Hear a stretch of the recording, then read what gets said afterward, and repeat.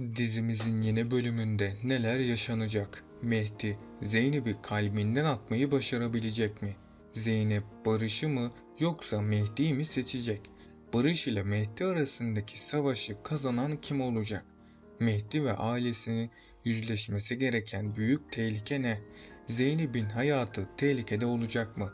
Hepsinin cevabını bu videoda bulabilirsiniz. Öncelikle Zeynep'in artık Barış ve Mehdi arasında bir seçim yapmasını istiyorsanız beğeni tuşuna basalım ve sayımızı görmüş olalım. Nermin ve Barış silahlı saldırıyı yaptıranın hep Mehdi olduğunu düşündüler. Aslında Mehdi'nin onların evine gelmesinin amacı da bu saldırıyı yaptıranın Ekrem olduğunu söylemekti. Son sahnede yaşananlar yüzünden Nermin ve Barış suçlamalardan dolayı Mehdi'ye karşı kendilerini borçlu hissedecekler. Tüm bu iftiralara rağmen kendini oradakilerin önüne atıp vurulan Mehdi oldu. Mehdi'nin başı bir türlü beladan kurtulmuyor. Mehdi'yi gizliden takip ederek ihanet etmeye çalışan birisi var. Veysi Mehdi'nin peşini bırakmayacak ve bu yüzden onun her türlü hareketini adım adım takip ettirecek. Zeynep ise Mehdi'nin vurulmasından sonra kendisini yine suçlu hissetmeye başlayacak.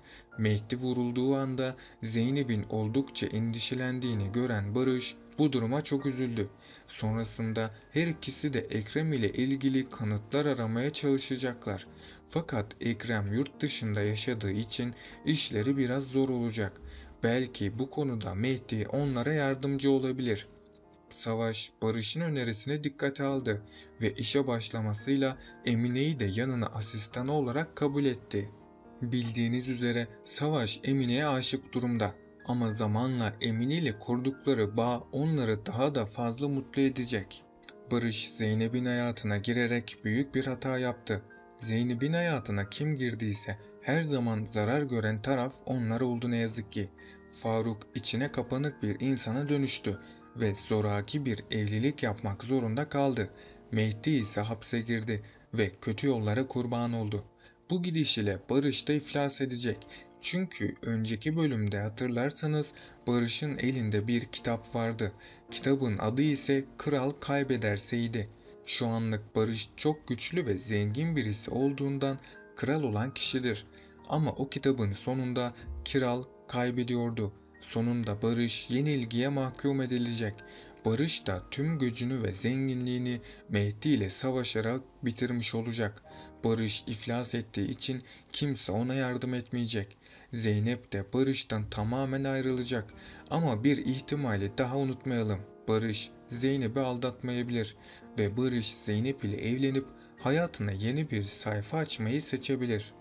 İlk zamanlar bu evlilik çok güzel bir şekilde ilerleyecek ama daha sonrasında Barış, Zeynep'in yaşadığı suçluluk duygularına katlanamaz hale gelecek. Bunun üzerine bu evliliği bitirmek isteyecek ama kaybeden taraf ise yine Barış olacak.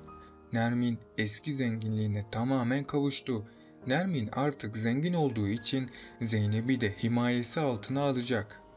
Sakine de Zeynep'in onu seçmesine asla dayanamayacak. Bu yüzden Sakine her zamanki kararlılığını devam ettirecek. Sakine bu yolda Nermin Hanım'a çok büyük bir savaş başlatacak. Eğer Nermin Hanım dikkatli olmazsa bunu hayatıyla ödeyebilir.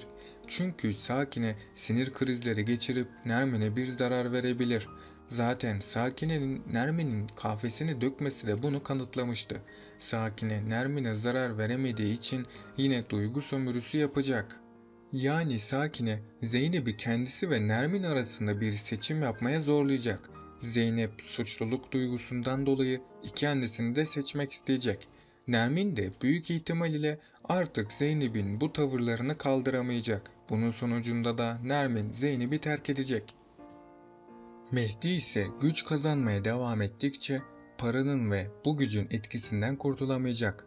Hatta zenginlik yüzünden Mehdi'nin karakterinde değişimler olacak. Mehdi yakında istemeden kötü işlere bulaşmış olacak.